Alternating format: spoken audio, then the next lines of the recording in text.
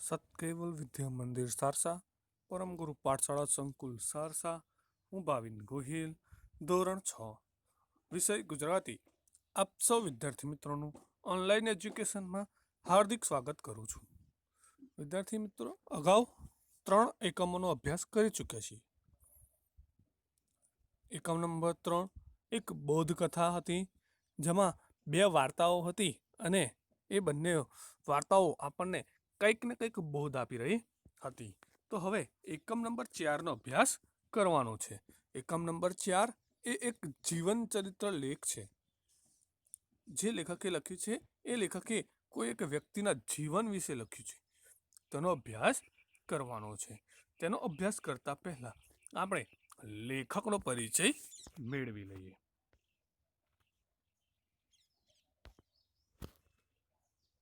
લેખક છે ધીરુભાઈ પરીખ. તેમનો જન્મ 31/8/1933 થયો છે.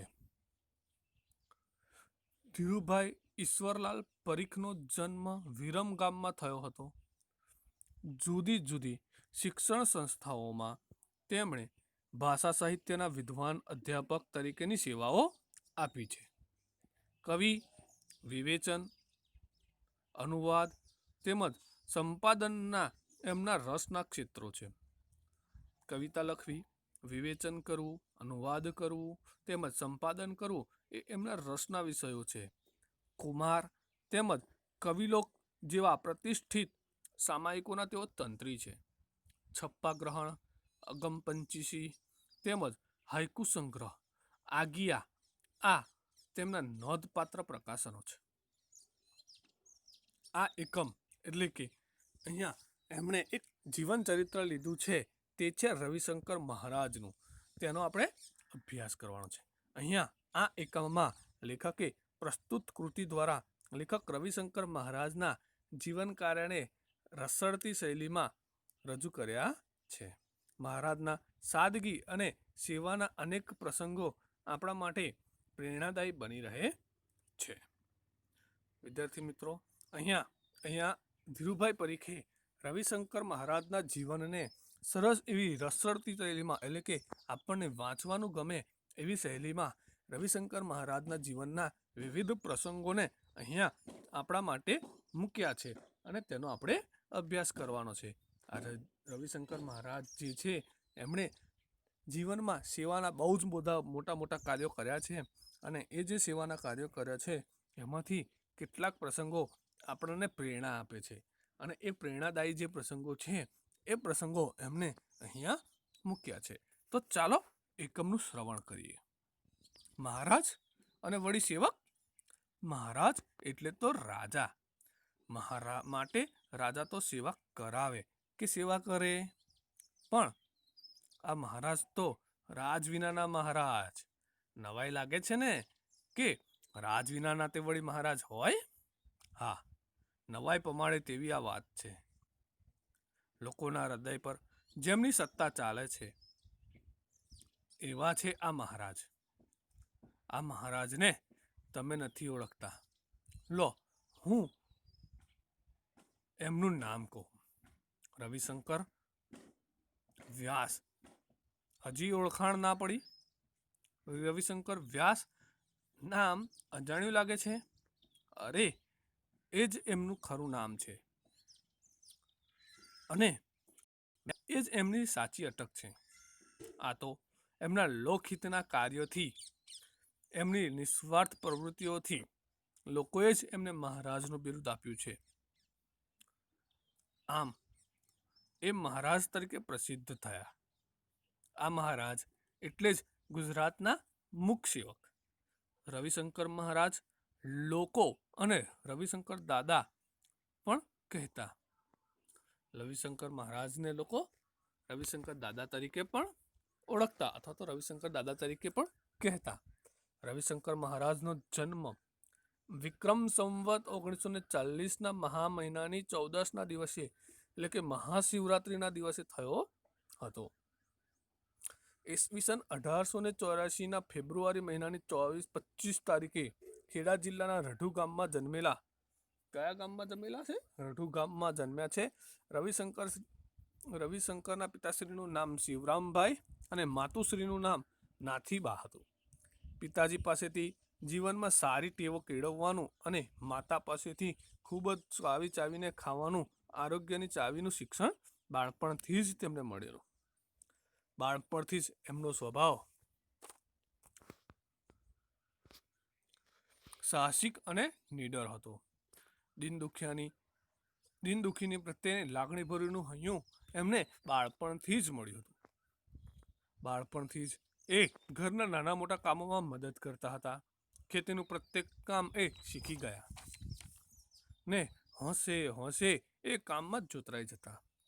કોઈ પણ કામમાં એમને શરમ કે સંકોચ કે નાનપ નહીં. નાનું કે મોટું કોઈ પણ કામ તેમના માટે મહિમા બનતું. મોટા થયા પછી પણ એમણે કામ કરવાની વૃત્તિ છોડી નહીં. હા, એમના કામની દિશા બદલાઈ. મહાત્મા ગાંધીજીના પરિચયમાં આવ્યા પછી એમણે અનેક કામો ઉપાડી લીધા. એ જે કામ ઉપાડે તેમાં દિલ લઈને જોતરાઈ જાય, એટલે કે જોડાઈ જાય. મહાત્મા ગાંધીજીએ કહેલું પણ ખરું, બસ મહારાજની આ જ ખૂબી છે. તેમને જે કામ સોંપો તેમાં એ પોતાનો આત્મા રેડી દે છે અને તેથી જ એમનું કામ ઝળકે છે અને તેથી જ વધુ સારી અસર પડે છે. ગાંધીજી સાથેના પરિચય પછી એમણે ભારતની આઝાદીની લડતમાં ઝંપલાવી. યજમાન વૃત્તિનો ધંધો છોડ્યો, વિલાયતી કપડાં છોડ્યા, ગામ ઘર બધું છોડી એ રાષ્ટ્રના કામમાં લાગી ગયા. ચરખો ચલાવી ખાદીના વસ્ત્રો પહેરવા, સાદું ખાવું પીવું અને સાદાઈથી રહેવું એ જ હવે એમનો જીવન મંત્ર બની ગયો. ધીમે ધીમે રાજકીય પ્રવૃત્તિના સ્થાને લોક પ્રવૃત્તિએ એમના જીવનમાં પ્રવેશ કર્યો. પછી તો એ જ પ્રવૃત્તિ મુખ્ય બની ગઈ. લોકસેવાના ક્ષેત્રે એમણે પ્રથમ પગરાણ માંડેલા ઈસવીસન 1911માં વડોદરાના શ્રી ફતેસિંહ રાવસિંહના અનાથ આશ્રમમાં 2-3 છોકરાઓને દાખલ કરવા ગયા હતા. અનાથ આશ્રમના વડાએ રવિશંકરને ફાળો ઉઘરાવવા માટેનું કહ્યું. ત્યારે તેઓના માટે આ કામ નવું હતું, પણ એમણે આ કામ માથે ઉપાડી લીધું. ઘરે ઘરે ફરીને એમણે એ આશ્રમ માટે ઠીક રકમ એકઠી કરી. ત્યાર પછી ધીમે ધીમે એમણે આવા જ કામોમાં પોતાની જાતને જોતરવા માંડી. એકવાર પેટલાદથી થોડે દૂર આવેલા જોગાણ ગામમાં એમણે જવાનું થયું. એમણે જોયું તો ત્યાં નરી ગંદકી જ ગંદકી. ગામમાં ઠેર ઠેર ગરીબાઈ ડોક્યા કરે. આ ગરીબાઈ અને ગંદકીથી તેમનું દિલ દ્રવી ઉઠ્યું હતું. ત્યાં રહી આ દૂષણો દૂર કરવાનો એમણે મનસૂબો કર્યો. આજુબાજુના ગામમાં પણ એ જ પરિસ્થિતિ હતી. મહારાજ તો ગામડે ગામડે ફરવા લાગ્યા. દિવસમાં એકવાર બપોરે કોઈ ગામમાંથી થોડા દાળ ચોખા મેળવીને ખીચડી રાંધી ખાય અને પછી એમની યાત્રા શરૂ થાય. પાણી પીવા માટે સાથે દોરી અને લોટો રાખે. ગામની ભાગોળે પ્રથમ નાહી ધોઈ લે, પછી એક ગામમાં પ્રવેશે. આ યાત્રામાં 2-3 વખત દોરી ખોવાઈ ગઈ. આથી તેમણે દોરી સાથે રાખવાનું માંડી વાળ્યું. હવે એમણે એવો નિયમ લીધો કે બપોરે જમ્યા પછી પાણી પીવું, પછી 24 કલાક સુધી પીવું નહીં. ઓછામાં ઓછી જરૂરિયાત વડે તેમણે સેવા આરંભી દીધી. એમને સંદેશો મળ્યો કે કણભા ગામમાં કોઈ વેપારીના ઘીના 2 ડબ્બા ચોરાયા. મહારાજ તો પહોંચ્યા કણભા. ઘીના ડબ્બા ચોરી જનાર માણસને એમ મળ્યા અને એને સમજાવવાનો પ્રયત્ન કર્યો, પણ પેલો માણસ તો માને તો ને. મહારાજે ઉપવાસ આદર્યા, પાણીનો પણ ત્યાગ કર્યો. પેલા માણસના મન પર ભારે અસર થઈ. બીજે દિવસે રાત્રે એ મહારાજ પાસે પહોંચી ગયો અને ચોરી કબૂલી લીધી. પોતે ચોરેલા ઘીના 2 ડબ્બા પાછા આપ્યા અને ફરી ચોરી નહીં કરવાની પ્રતિજ્ઞા કરી. આવો જ બીજો પ્રસંગ બનેડા ગામમાં બન્યો હતો. તે ગામમાં ચોરી થયાના સમાચારની જાણ મહારાજને ત્યાં પહોંચી ગઈ. બરાબર. મહારાજને તેની જાણ થઈ અને ત્યાં મહારાજ પહોંચી ગયા. તેમણે તો ચોર ચોરી કબૂલ ન કરે ત્યાં સુધી ખોરાક પાણી નહીં લેવાની જાહેરાત કરી દીધી. 1 દિવસ 2 દિવસ 3 દિવસ ઉપવાસ તો ચાલ્યા. ચોર આવે નહીં. ગામના લોકો અકળાતા હતા. મહારાજ બધાને શાંત રહેવાનું કહેતા હતા. મહારાજને ઉપવાસનો 8મો દિવસ થયો. આખરે ચોરનું મન પીગળ્યું. તેમને પશ્ચાતાપ થયો. તેમણે ચોર આવે નહીં. ગામના લોકો અકળાતા હતા. તેણે ચોરી કબૂલ કરી લીધી અને મહારાજના ઉપવાસ છૂટ્યા. આખરે ચોરનું મન પીગળ્યું અને તેમને પશ્ચાતાપ થયો અને તેણે ચોરી કબૂલી લીધી અને મહારાજના ઉપવાસ પીગળ્યા, છૂટ્યા. આ તો વાત થઈ નાના ચોરની, પણ મહારાજને તો માણસ પર એટલો બધો વિશ્વાસ કે બહારવટિયાઓને સુધારવાનું પણ ચૂકે નહીં. ઈસવીસન 1922માં એમણે પ્રથમવાર બહારવટિયાઓનો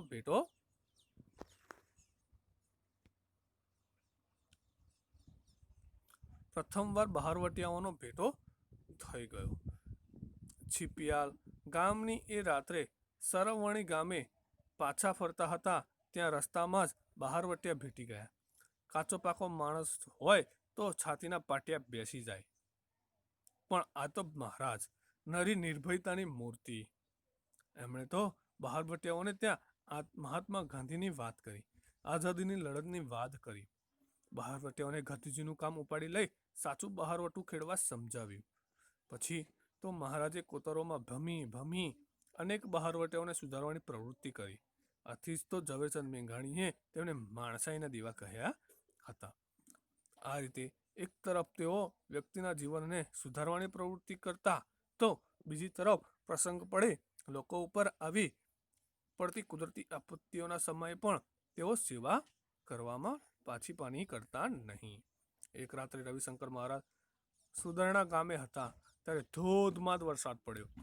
રવિશંકર મહારાજે જે ઘરમાં ઉતર્યા હતા તે ઘરનો કરો તૂટી પડ્યો. વરસાદ રહે કહે મારું કામ. જેમ તેમ કરી રાત પસાર કરી. વરસાદ હજુ પણ વરસતો હતો. પોતાની જવાબદારી ઉપર તેમણે ઘરનાણું તોડાવી પડાવ્યું. ગામ ઉઘરી ગયું. ત્યાંથી વરસતા વરસાદમાં છાતી સમાના પાણી ખૂંદતા મહારાજ નજીકના વટાદરા ગામે પહોંચ્યા. ત્યાં વરસાદથી અનેક મકાનો પડી ગયા હતા. મહારાજે દોરડાની મદદથી લોકોને નજીકના ઊંચાણવાળા ભાગ પર પહોંચાડ્યા. વરસાદમાં પલળતા અને ઢાળે ધ્રુજતા મહારાજે કોઈના પડતા ઘરને ટેકો ગોઠવ્યો તો કોઈને સલામત સ્થળે ખસેડવાના કામમાં લાગી ગયા. લોકો તો તેમને ભગવાનનો અવતાર માનતા. તો વળી કોલેરા જેવી ચેપી રોગ ફાટી નીકળ્યો ત્યારે પણ મહારાજ રોગાઓની વારે ધસી ગયા. ઈસવીસન 1941ની વાત છે. મહારાજે છાપામાં સમાચાર વાંચ્યા કે કાલોલ ગામમાં કોલેરા ફાટી નીકળ્યો છે અને માણસો ટપોટપ મરે છે. મહારાજ ત્યાં પહોંચી ગયા. ત્યાંની ગંભીર પરિસ્થિતિ જોઈ તેઓ અમદાવાદ આવ્યા અને કેટલાક સ્વયંસેવકોને સાથે લઈ કોલેરાના રોગીની સેવા કરવા કલોલ પહોંચી ગયા. ગામના લોકો અંધશ્રદ્ધાને લીધે દવાખાનામાં જાય નહીં. કોલેરાના વિસ્તારમાં ફરીને મહારાજ સૌને સમજાવે અને દર્દીઓને દવાખાને લઈ જાય. એમના ઝાડા ઉલટી સાફ કર્યા, દવાઓ અપાવી, લોકોને સમજાવવા લાગ્યા. સ્વયંસેવકો અને ડૉક્ટરોની વ્યવસ્થા કરી. આ બધા જ કામોમાં મહારાજ જાતને પણ ભૂલીને એકરૂપ થઈ જતા. આવે વખતે એ મૃત્યુની પણ પરવા કરતા ન. દુષ્કાળ પડ્યો છે એમ સાંભળતા જ મહારાજ ત્યાં મદદે પહોંચી જાય. એકવાર બનાસકાંઠા જિલ્લામાં દુષ્કાળ પડ્યો હતો ત્યારે મહારાજ ત્યાં પહોંચી ગયા. આ પ્રદેશમાં લોકો પાણી માટે વલખા મારતા હતા. ત્યારે મહારાજે ગામડે ફરી દિવસ રાત પરિશ્રમ કરી કુવાઓ અને બોરિંગ કરાવ્યા. લોકોની એટલી બધી રાહત થઈ કે તેઓ મહારાજને બોરિંગવાળા મહારાજના નામે ઓળખવા લાગ્યા. અરે એ તો હજુ ઠીક, પણ જ્યારે માણસો હેવાન બની અંદર લડે, કાપાકાપી થાય, હુલ્લડ થાય ત્યારે પણ જાતને જોખમે મહારાજ ત્યાં પહોંચી જાય. ઈસવીસન 1941 અને 1946માં અમદાવાદમાં મોટા હુલ્લડો ફાટી નીકળેલા. મહારાજ તો નિર્ભય બની સુમસામ શેરીઓમાં ફરતા અને લોકોને સમજાવતા. હિન્દુ કે મુસલમાન બધા જ મહારાજની વાત શાંતિથી સાંભળતા અને એમને આદર આપતા. હુલ્લડમાં મૃત્યુ પામેલા લોકોના શબનો અગ્નિ સંસ્કાર પણ મહારાજ જાતે જ કરતા. આવા તો અનેક પ્રસંગો મહારાજના જીવનમાંથી જળી આવશે. આ બધા જ પ્રસંગોએ મહારાજની માનવતાના, એમની અપાર હિંમતના, એમની અજોડ સેવા વૃત્તિના દર્શન થાય છે. આમ છતાંય મહારાજે કદી પોતાના કામોના ઢંઢેરો પીટ્યો નથી. જાત મહેનતથી તો એ સદાય આદર આપતા. હુલ્લડમાં મૃત્યુ પામેલા લોકોના શબ અગ્નિ સંસ્કાર કરી મહારાજ જતા. આવા તો અનેક પ્રસંગો એમના જીવનમાં સેવાવૃત્તિના દર્શન થાય છે. મહારાજે કદી પોતાના કામનો ઢંઢેરો પીટ્યો નથી. જાત જાહેરાતોથી તેઓ સદાય દૂર ભાગે. મૂંગા મૂંગા સેવા કરવી એ જ એમનો જીવન ધર્મ હતો. આથી જ તો એમને સૌ મુખ સેવક તરીકે ઓળખે છે. 100મું વર્ષ ચાલતું હતું ત્યારે મહારાજનો સ્વર્ગવાસ થયો.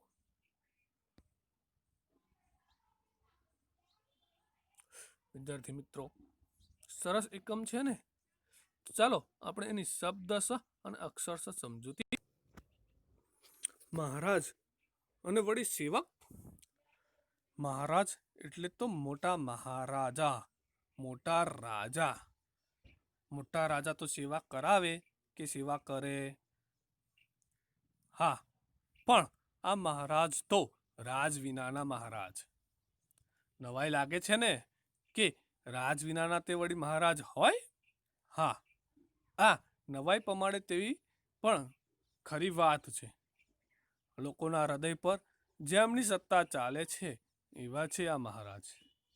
વિદ્યાર્થી મિત્રો, અહીંયા મહારાજ છે એવું નામ આપ્યું છે, પણ આ મહારાજની વ્યાખ્યા કરતા હોય એવું લાગે છે કે મહારાજ તો કેવા હોય? તો કે મહારાજા તો કે રાજમહેલમાં રહેતા હોય, મોટા રાજા હોય, તેમની આગળ પાછળ નોકરો એમની સેવામાં હાજર રહેતા હોય. એ સેવા ના કરે પણ એ સેવા કરાવે એવા હોય. બરાબર છે? એને મહારાજા કહીએ છીએ ને આપણે. હા, પણ અહીંયા જે મહારાજની વાત કરવામાં આવી છે એ મહારાજ કેવા છે? તો જુઓ કે તમને નવાઈ લગાડે એવી વાત લાગે છે ને કે એમની પાસે કોઈ રાજ નથી, પાટ નથી, પૈસા નથી, રૂપિયા નથી, ધન દોલત નથી, સેવકો નથી, એમની પાછળ ફરવાવાળા કોઈ નથી, છતાંય એમને બધા મહારાજ કહે એવા આ મહારાજ છે. હા, નવાઈ પમાડે તેવી વાત છે ને? ખરી વાત છે. લોકોના હૃદય ઉપર જેમની સત્તા ચાલે છે એવા આ મહારાજ. લેખક શું કહે છે કે લોકોના હૃદય ઉપર, લોકોના દિલ ઉપર જેમની સત્તા ચાલે છે, લોકોના દિલમાં જેવો વસે છે એવા આ મહારાજ છે. આ મહારાજ તમે નથી ઓળખતા? લેખક કહે છે, શું તમે આ મહારાજને નથી ઓળખતા? લો તો હું એમનું નામ કહું. એમનું નામ રવિશંકર વ્યાસ. હજી ઓળખાણ ના પડી? રવિશંકર વ્યાસ નામ અજાણ્યું લાગે છે? અરે, એ જ એમનું ખરું નામ છે અને વ્યાસ એ એમની સાચી અટક છે. લેખક કહે છે રવિશંકર વ્યાસ એમનું નામ છે અને તોય તમને ઓળખાણ નથી પડતી? હા, રવિશંકર એમનું નામ છે અને વ્યાસ એમની અટક છે. આ તો એમના લોકહિતના કાર્યથી, એમને નિસ્વાર્થ પ્રવૃત્તિથી લોકોએ એમને મહારાજનું બિરુદ આપ્યું છે. લેખક શું કહે છે કે લોકહિતના કાર્યોથી અને એમની નિસ્વાર્થ પ્રવૃત્તિઓથી. લોકહિતના કાર્યો એટલે લોકોના હિત માટેના જે કાર્યો કર્યા છે તેને લોકહિતના કાર્યો કહેવાય છે. નિસ્વાર્થ પ્રવૃત્તિ, કોઈ પણ સ્વાર્થ વગર જે કામ કરવામાં આવે છે તેને નિસ્વાર્થ પ્રવૃત્તિ કહેવાય છે. નિસ્વાર્થ કહેવાય છે કે જેમાં પોતાનો કોઈ સ્વાર્થ રહેલો નથી. લોકોએ એમને મહારાજનું બિરુદ આપ્યું છે, આમ એ મહારાજ તરીકે પ્રસિદ્ધ થયા અને આથી જ લોકોએ તેમને મહારાજનું બિરુદ આપ્યું અને તેઓ મહારાજ તરીકે પ્રસિદ્ધ થયા. મહારાજ એટલે જ ગુજરાતના મુખ સેવક રવિશંકર મહારાજ. એ મહારાજ એટલે કે ગુજરાતના મુખ સેવક તરીકે જેને લોકો ઓળખે છે તે એવા રવિશંકર મહારાજ. લોકો એમને રવિશંકર દાદા પણ કહેતા. લોકો તેમને રવિશંકર દાદાના નામે પણ ઓળખતા. રવિશંકર મહારાજનો જન્મ વિક્રમ સંવત એટલે આપણું ગુજરાતી કેલેન્ડર 1940ના મહા મહિનાની વદ 14ના દિવસે એટલે કે શિવરાત્રિના રોજ થયો હતો. તિથિ પ્રમાણે એમનો જન્મ અત્યારે વિક્રમ સંવત 2076 ચાલે છે અને 2076 પ્રમાણે એટલે કે 1940 વિક્રમ સંવતના મહાવદની 14ના દિવસે એટલે કે મહાશિવરાત્રિના દિવસે એમનો જન્મ થયો હતો. ઈસવીસન 1884માં ફેબ્રુઆરી મહિનાની 25 તારીખે ખેડા જિલ્લાના રઢુ ગામમાં રવિશંકર મહારાજનો જન્મ થયો હતો. અને ઈસવીસન એટલે કે જાન્યુઆરી ફેબ્રુઆરી એવા અંગ્રેજી મહિના પ્રમાણે 1884માં ફેબ્રુઆરી મહિનાની 25 તારીખે ખેડા જિલ્લામાં આવેલું રઢુ ગામ છે ત્યાં એમનો જન્મ થયો હતો. રવિશંકર મહારાજના પિતાનું નામ શિવરામભાઈ અને માતુશ્રીનું નામ નાથીબા હતું. વિદ્યાર્થી મિત્રો પ્રશ્ન પૂછાય કે રવિશંકર મહારાજના માતા પિતાના નામ જણાવો, તો જવાબ આવે છે રવિશંકર મહારાજના માતા પિતાના નામ. તો રવિશંકર મહારાજના પિતાનું નામ શિવરામભાઈ અને માતાનું નામ નાથીબા હતું. પ્રશ્ન એવો પૂછાય કે રવિશંકર મહારાજને મુક સેવકનું બિરુદ કોણે આપ્યું હતું, તો રવિશંકર મહારાજને મુક સેવકનું બિરુદ લોકોએ આપ્યું હતું. પ્રશ્ન એવો પણ પૂછાય કે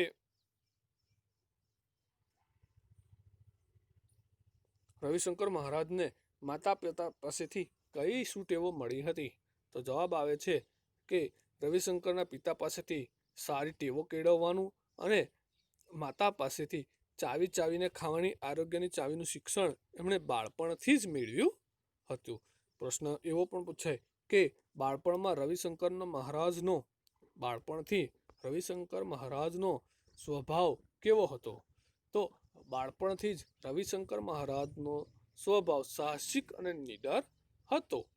દીન દુઃખી પ્રત્યેની લાગણીવાળું હૈયું પણ એમની બાળપણથી જ મળ્યું હતું. દીન એટલે કે ગરીબ અને દુઃખી એવા લોકો પ્રત્યેની લાગણી, સ્નેહની ભાવનાવાળું હૃદય, હૈયું, દિલ એમને બાળપણમાં જ મળ્યું હતું. બાળપણથી જ એ ઘરના નાના મોટા કામોમાં મદદ કરતા હતા. ખેતીનું પ્રત્યેક કામ એ શીખી ગયા ને હોંશથી એ કામમાં જોતરાઈ ગયા હતા. બાળપણથી જેઓ ઘરમાં નાના મોટા કામ કરે ને એમાં મદદ કરે, ખેતીનું કામ એવો નાનપણમાં જ શીખી ગયા હતા. એમને કોઈ પણ કામ કરવામાં શરમ કે સંકોચ નહીં. વિદ્યાર્થી મિત્રો ધ્યાન આપજો, આપણને તો દરેક કામ કરવામાં શરમ અને સંકોચ આવે છે. આપણે ઘરમાં કોઈને ક્યારેય મદદ કરતા નથી. પણ અહીંયા રવિશંકર મહારાજ એ ઘરના દરેક નાના મોટા કામની અંદર બધાને મદદ કરે. ખેતીનું કામ કરાવે, ઘરમાં માતાજીને કામ કરાવે, બરાબર. વિવિધ પ્રકારના કામો એમને કરવાના ગમતા અને એ કરે છે. એવા વિવિધ કામો તો હોંશે કરે. એમને કોઈ પણ કામમાં શરમ કે સંકોચ કે નાનપ નહીં. એમને એવું નથી લાગતું, શરમ નથી આવતી, સંકોચ નથી થતો કે મારાથી આ કામ થાય કે ના થાય, હું આ કામ ના કરું, કે નાનપ આવે કે આટલા બધા જોવે છે મારે એવું કામ થાય, એવી કોઈ પણ પ્રકારની નાનપ, શરમ કે સંકોચ એમને હતી નહીં. નાનું હોય કે મોટું હોય, કોઈ પણ કામ એમને ગમતું અને એ કામ એવો કરતા. મોટા થયા પછી પણ એમણે આ કામ કરવાની વૃત્તિ છોડી નહીં. મોટા થયા અને પછી પણ એમણે આ કામ કરવાની વૃત્તિ છોડી નહીં. હા, એમના કામની દિશા બદલાઈ. મહાત્મા ગાંધીજીના પરિચયમાં આવ્યા પછી એમણે અનેક કામો ઉપાડી લીધા. પછી મોટા થયા એટલે તેઓ મહાત્મા ગાંધીજીના પરિચયમાં આવ્યા અને તેમણે બધા કામો ઉપાડ્યા. એ જે કામ ઉપાડે તેમાં દિલ દઈને જોડાઈ જાય. એ જે કામ ઉપાડે એમાં એવો દિલ દઈને કામ કરે. આ જુઓ ફોટો એમનો જ છે, રવિશંકર મહારાજનો. એવો દિલ દઈને કામ કરવું. રૂઢિપ્રયોગ પૂછાય તો ખૂબ જ મનથી, ધ્યાનથી કામ કરવું. મન લગાવીને કામ કરવું એટલે કે દિલથી કામ કરવું. ખૂબ જ ઉત્સાહપૂર્વક કામ કરવું એને દિલ દઈને કામ કરવું એવું કહેવાય છે. એવો રૂઢિપ્રયોગ પૂછાય કે દિલ દઈ દેવું, તો કે છે ખૂબ જ ઉત્સાહથી કામ કરવું, ઉત્સાહભેર કામ કરવું, એવો એનો અર્થ થાય છે. અને એના ઉપરથી વાક્ય બનાવવાનું હોય છે. અને માટે જ મહાત્મા ગાંધીજીએ કહેલું પણ ખરું કે બસ મહારાજની આ જ ખૂબી છે, તેમને જે કામ સોંપો તેમાં એ પોતાનો આત્મા રેડી દે છે. મહાત્મા ગાંધીજીએ એટલા માટે જ કહ્યું હતું કે મહારાજની ખૂબી આ જ છે કે એમને જે પણ કામ આપો એમાં પોતાનો આત્મા રેડી દે છે. રૂઢિપ્રયોગનો અર્થ આપો. પ્રશ્ન પૂછાય છે એક વાક્યમાં પેપરમાં, શું જવાબ આવશે? આત્મા રેડી દેવી રૂઢિપ્રયોગ, પૂરેપૂરી લગનથી કામ કરવું, અને એના વાક્ય પણ બનાવવાનું હોય છે. તેથી જ તેમનું કામ ઝળકે છે, તેથી જ તેમનું કામ વખાણાય છે. ઝળકે છે એટલે કે વખાણાય છે, અને તેથી જ વધુ સારી અસર પડે છે, અને માટે જ એમના કામની સારી અસર પડે છે. ગાંધીજી સાથેના પરિચય પછી એમણે ભારતની આઝાદીની લડતમાં ઝંપલાવ્યું. ગાંધીજી સાથેનો પરિચય થયો એટલે રવિશંકર મહારાજે આઝાદીની લડતમાં ઝંપલાવી. યજમાન વૃત્તિનો ધંધો છોડ્યો, વિલાયતી કપડાં છોડ્યા. વિદ્યાર્થી મિત્રો, ગાંધીજીના સંપર્કમાં આવ્યા પછી રવિશંકર મહારાજે વિલાયતી કપડાં, યજમાન વૃત્તિ એટલે વ્યાસ હતા એટલે કે બ્રાહ્મણ હતા, અને માટે તેમણે વિલાયતી કપડાં છોડ્યા. યજમાન એટલે બ્રાહ્મણ વિધિ વિધાનનો ધંધો છોડ્યો, ઘર છોડી અને રાષ્ટ્રની સેવામાં લાગી ગયા. અને ઘર છોડી દીધું, બરાબર છે, અને રાષ્ટ્રની સેવામાં લાગી ગયા. ચરખો ચલાવી ખાદીના વસ્ત્રો પહેરવા, સાદું ખાવું પીવું અને સાદાઈથી રહેવું એ જ એમનો જીવન મંત્ર બની ગયો. વિદ્યાર્થી મિત્રો, અહીંયા પ્રશ્ન પૂછાઈ શકે છે કે રવિશંકર મહારાજનો જીવન મંત્ર શું હતો? તો જવાબ આવે છે કે રવિશંકર મહારાજનો જીવન મંત્ર સાદું ખાવું પીવું, સાદા વસ્ત્રો પહેરવા, સાદાઈથી રહેવું, ચરખો ચલાવીને કપડાં બનાવીને ખાદીના વસ્ત્રો પહેરવા, એ જ એમનો જીવન મંત્ર હતો. ધીમે ધીમે રાજકીય પ્રવૃત્તિના સ્થાને લોક પ્રવૃત્તિએ એમના જીવનમાં પ્રવેશ કર્યો. ધીમે ધીમે રાજકીય પ્રવૃત્તિની જગ્યાએ એટલે કે રાજકારણની પ્રવૃત્તિઓને છોડી અને લોક પ્રવૃત્તિ એટલે કે લોકો માટેની જે પ્રવૃત્તિ છે, લોકોની સેવા કરવાની જે પ્રવૃત્તિ છે, એ એમના જીવનમાં પ્રવેશ્યો. તો એ જ પ્રવૃત્તિ મુખ્ય બની ગઈ, અને છેલ્લા સુધી જ્યાં સુધી મર્યા ત્યાં સુધી એમની પ્રવૃત્તિ એ મુખ્ય થઈ ગઈ કે લોકોની સેવા કરવી. લોકસેવાના ક્ષેત્રે એમણે પ્રથમ પગરાણ લોકો માટેની સેવાનું કામ એમને પ્રથમ ઈસવીસન 1911માં કર્યું હતું. પ્રથમ વખત એમણે લોકોની સેવા માટેના કામ ઈસવીસન 1911માં કર્યું હતું. જે વડોદરામાં તેઓ શ્રી ફતેસિંહ રાવ અનાથ આશ્રમમાં 2-3 બાળકોને દાખલ કરવા ગયા હતા. 2-3 અનાથ બાળકો હશે તેમને ફતેસિંહ રાવ અનાથ આશ્રમમાં દાખલ કરવા માટે ગયા હતા. અનાથ આશ્રમના વડાએ રવિશંકરને ફાળો ઉઘરાવવાનું કહ્યું. અનાથ આશ્રમમાં જો તમે કોઈ અનાથ બાળકને મૂકવા આવો તો એના માટે થોડાક પૈસા તમારે જમા કરાવવા પડે. પણ તે સમય દરમિયાન રવિશંકર મહારાજ પાસે પૈસા નહીં હોય, તો તેમને કહેવામાં આવ્યું કે તમે અનાથ આશ્રમ માટે તમારે પૈસા ઉઘરાવવાના છે. એ કામ એમના માટે સાવ નવું હતું. એમના માટે આ કામ સાવ નવું હતું, પણ એમણે આ કામ માથે ઉપાડી લીધું. આ કામ એમને લઈ લીધું. વિદ્યાર્થી મિત્રો, માથે ઉપાડવું એવો રૂઢિપ્રયોગ પૂછાઈ શકે છે. એટલે કે જવાબદારી સ્વીકારવી કે જવાબદારી લેવી, એવો એનો અર્થ થાય છે. અને એના ઉપરથી તમારે વાક્ય બનાવવાનું હોય છે. જો વાક્ય બનાવવાનું હોય તો આવું વાક્ય બની શકે કે રવિશંકર મહારાજે અનાથ આશ્રમના બાળકો માટે